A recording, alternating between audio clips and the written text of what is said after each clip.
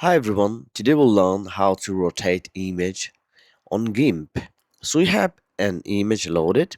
So the easiest option is right click on the image, then go to the image, then go to the transform, and then you will see a couple of options.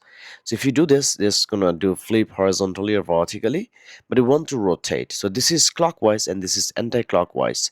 So let's do clockwise. See, it's been rotated. Let's do anti-clockwise to fix it now. Okay, let's do 180. See, it's been rotated completely. Let's fix it so that we can show you another way of doing precise ones. So the precise rotation is this.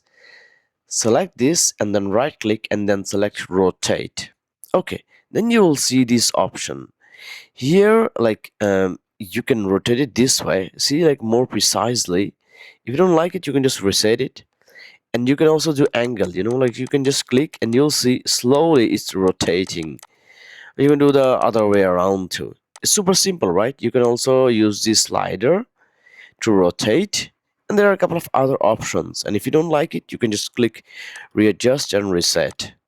So this is how you rotate image on GIMP. If you have any questions, please leave them on the comment section below.